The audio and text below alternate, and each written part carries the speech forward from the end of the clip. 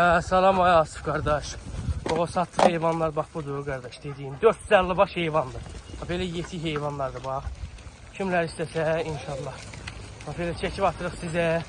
Paylaşın. Satın geçsin. Yer dərdindən satılır. Yerimiz olmadığı üçün atam dedi satırıq. Baxın.